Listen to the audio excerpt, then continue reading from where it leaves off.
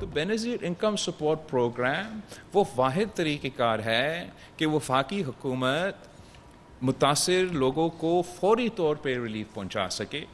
یہ standard practice رہ چکا ہے. ہم کیسے کہہ سکتے ہیں؟ کیا ہم اپنے انا کی وجہ سے یا پتہ نہیں کیوں یہ فیصلہ کیا گیا ہے وفاقی حکومت کی طرف سے؟ ان کو اپنا پالیسی پہ نظر ثانی کرنا چاہیے اور بینظیر انکم سپورٹ پروگرام کے تھرو سپورٹ دیا جائے. بے نظیر انکم سپورٹ پروگرام کے ذریعے سیلاب متاثرین کی مدد نہ کرنے پر بلاول وفاق سے نالا. چیئرمین پاکستان پیپلز پارٹی نے کہا کہ پتہ نہیں نون لیگ نے BISP کے استعمال پر یو ٹرن کیوں لیا ہے. ایسا لگ رہا ہے وفاقی حکومت انا کی وجہ سے فیصلے کر رہی ہے. وفاق کو عالمی سطح پر امداد کی اپیل کرنی چاہیے تھی. حکومت اپنی پالیسی پر نظر ثانی کرے. سیلاب سے جنوبی پنجاب میں بہت زیادہ نقصان ہوا. گلگت بلتستان اور خیبر پختونخوا بھی متاثر ہوئے. پوچھنا چاہتا ہوں کہ جنوبی پنجاب کا کیا قصور ہے؟ گندم امپورٹ کرنے کی بجائے کسانوں کی مدد کرنے کا مطالبہ. کہا اپنے وسائل اپنے کسانوں پر استعمال کیے جائیں تاکہ گندم درآمد نہ کرنی پڑے. وزیر اعلیٰ سندھ سے کہا ہے کہ کسانوں کی مدد کے لیے منصوبہ بندی کریں. بے نظیر ہاری کارڈ کے ذریعے چھوٹے کاشتکاروں کو DAP اور یوریا میں سپورٹ کریں گے. زرعی ایمرجنسی لگانے اور کسانوں کے بجلی بل معاف کرنے پر وفاق کے شکر گزار ہیں.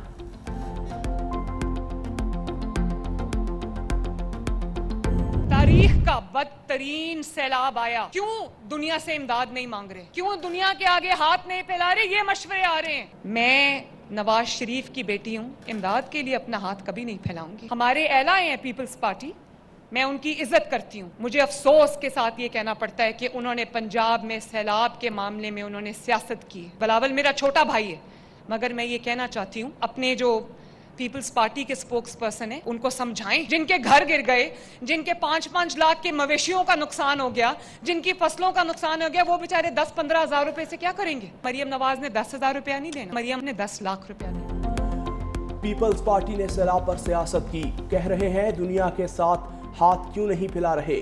کوئی خود دار شخص یہ بات کیسے کر سکتا ہے؟ نواز شریف کی بیٹی ہوں، امداد کے لیے ہاتھ نہیں پھیلاؤں گی. BISP 10,000 روپے دیتا ہے، ہم 10 لاکھ دیتے ہیں. وزیر اعلیٰ مریم نواز کا DG خان میں الیکٹرو بس پروجیکٹ کی افتتاحی تقریب سے خطاب. کہا بلاول بھٹو میرا چھوٹا بھائی ہے، وہ اپنے پارٹی ترجمانوں کو سمجھائے. سندھ میں کوئی آفت آتی ہے پنجاب ساتھ کھڑا ہوتا ہے.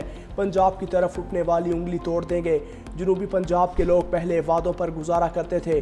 بار بار جنوبی پنجاب کی بات کر کے لکیر کھینچنے کی کوشش کی جاتی ہے. جنوبی پنجاب میں صرف مسلم لیگ نون نے کام کیا. DG خان کے لیے 101 بسوں کا تحفہ لائی ہوں. لیات، تونسا، کوٹ ادو، راجن پور میں الیکٹرک بسیں چلیں گی. وزیر اعلیٰ پنجاب مریم نواز کی نے کہا کہ جنوبی پنجاب سے تعلق رکھنے والوں نے بھی کچھ نہیں کیا. الٹیمیٹلی بلوچستان کا حل ملٹری حل نہیں ہے، سیاسی حل ہے.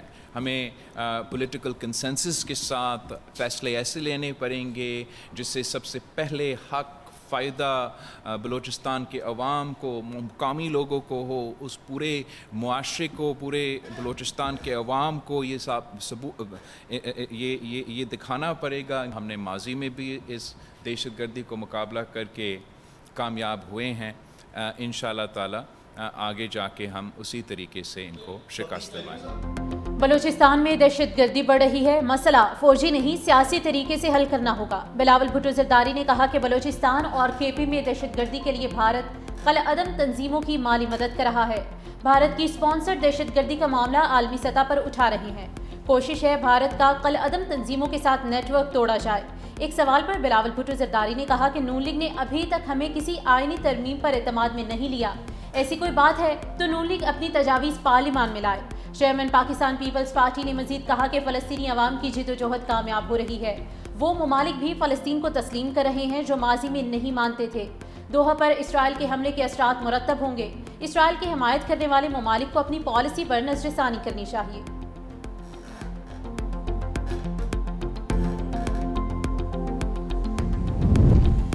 دہشت گردوں کے خلاف سخت فضائی اور زمینی آپریشن ضروری ہے. پہلے دن سے کہہ رہا ہوں یہ را فنڈنگ جنگ ہے. بھارت پاکستان کے تمام دشمنوں کو اکٹھا کرنا چاہتا ہے. انتہا پسند نوجوانوں کو ورغلانے کی کوشش کر رہے ہیں. وزیر اعلیٰ بلوچستان سرفراز بگٹی کی پریس کانفرنس. کہا سیکیورٹی فورسز کا چاغی میں آپریشن, ایک دہشت گرد ہلاک, ایک اہم دہشت گرد گرفتار, ایک نے سرنڈر کیا. کہا دہشت گردوں اور سیکیورٹی فورسز کے درمیان 2 گھنٹے تک فائرنگ کا تبادلہ جاری رہا.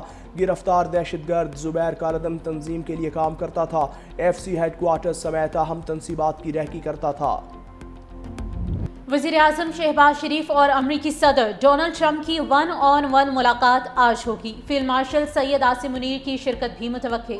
صدر ٹرمپ وائٹ ہاؤس میں شہباز شریف کی میزبانی کریں گے. اہم عالمی اور علاقائی امور پر تفصیلی گفتگو متوقع. وزیر اعظم شہباز شریف کا کہنا ہے کہ پاکستان اور امریکہ کے تعلقات میں نمایاں بہتری آئی ہے اور ہم مزید بہتری کے لیے پرعزم ہیں. آئندہ ہفتوں اور مہینوں میں 2 طرفہ تعلقات میں مزید گرمجوشی دیکھنے کو ملے گی. پاک امریکہ برادرانہ تعلقات کو تجارت, جوائنٹ وینچر اور دیگر شعبوں میں وسعت دی جائے گی.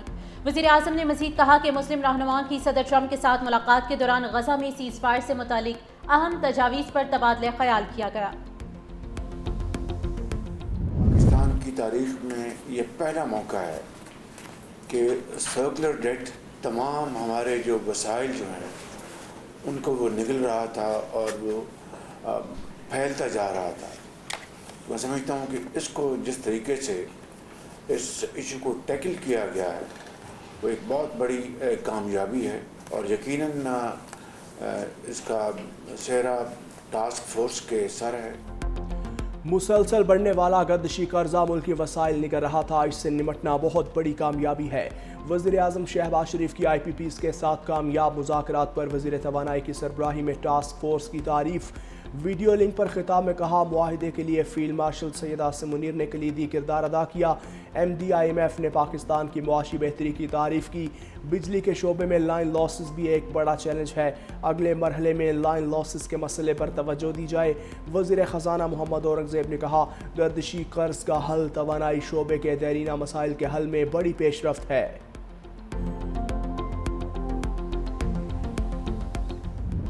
صدر ٹرمپ نے مشرق وسطیٰ اور غزہ کے لیے 21 نکاتی امن منصوبہ پیش کر دیا. امریکی خصوصی ایلچی اسٹیو وٹکاف نے کہا کہ امن منصوبہ کچھ رہنماؤں کے حوالے کر دیا ہے. چند روز میں بریک تھرو کے لیے پر امید ہیں. دوسری جانب عرب لیگ, OIC اور امریکی صدر کے کثیر الجہتی اجلاس کے اعلامیہ جاری. عرب اور اسلامی رہنماؤں کا غزہ میں انسانی المیہ پر اظہار تشویش. ٹرمپ کی قیادت اور تعاون جنگ بندی اور امن کی راہ ہموار کرنے کے لیے اہم قرار دیا. یرغمالیوں کی رہائی اور انسانی امداد کی فراہمی کو یقینی بنانے کا بھی مطالبہ. مسلم ممالک کے سربراہان کا اجلاس کی میزبانی پر صدر ٹرمپ سے اظہار تشکر.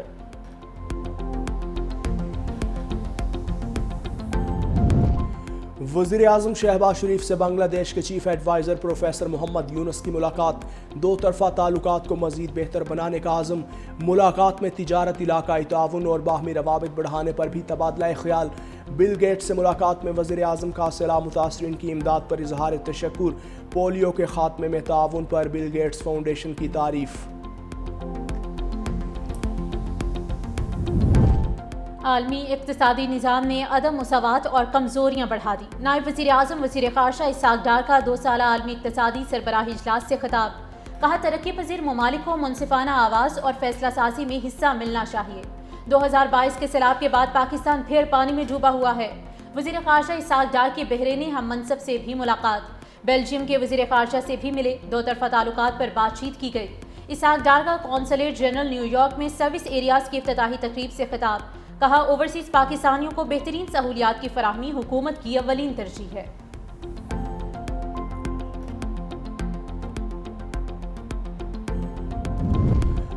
اگر مگر کا کھیل ختم, فائنل میں جانا ہے تو بنگلہ دیش کو ہرانا ہوگا. پاکستان سپر 4 مرحلے کا آخری میچ آج بنگلہ دیش کے خلاف کھیلے گا. جو جیتا وہی فائنل میں بھارت سے مقابلہ کرے گا. میچ سے قبل پریس کانفرنس میں شاہین شاہ آفریدی نے کہا فائنل میں بھارت ہو یا کوئی اور ٹیم, یقینی طور پر ہم ہی جیتیں گے. ہم پہلے سے ہی جارحانہ کرکٹ کھیلتے ہیں. کرکٹ ایسی ہی کھیلی جاتی ہے. ہم یہاں ایشیا کپ جیتنے آئے ہیں. جو بھی ٹیم سامنے ہوگی فائنل میں اسے شکست دیں گے. इंशाल्लाह पाकिस्तान जीत के भारत के साथ भी मैच खेलेगा और ट्रॉफी जीतेगा। बांग्लादेश से तो उम्मीद है कि हम जीत ही जाएंगे, बाकी जो है इंडिया के साथ हमारा रह गया तो हम इंशाल्लाह फाइनल में उनके साथ कसर पूरी करेंगे। इंशाल्लाह आज पाकिस्तान जीतेगा और बांग्लादेश को हराएगा और फिर हम सेमीफाइनल में जाकर इंडिया से अपनी हार का बदला लेंगे। शायकीन क्रिकेट बांग्लादेश के खिलाफ कौमी टीम की जीत के लिए पुरुमीद हैं। कहते हैं आज का मैच जीतकर पाकिस्तान फाइनल खेलेगा। इंशाअल्लाह कौमी टीम भारत को फाइनल में हराकर पिछली तमाम शिकस्तों का बदला लेगी।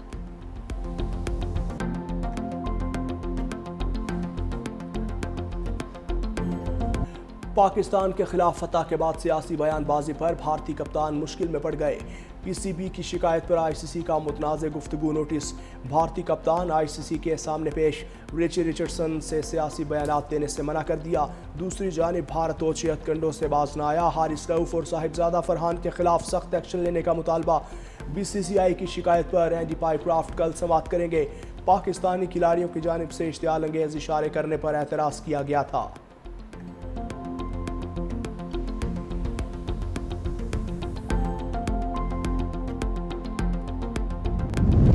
और पेशावर में सयाहत और सकाफत के फ़रोग़ में अहम पेशरफ्त। यूनेस्को आलमी वर्सा तख्त भाई की कदीम बुत खानका रोशनियों से जगमगा उठी।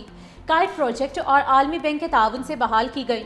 सेक्रेटरी महकमे सकाफत डॉक्टर अब्दुल समद के मुताबिक तख्त भाई खंडरात नहीं बल्कि तारीख की जिंदा अलामत है।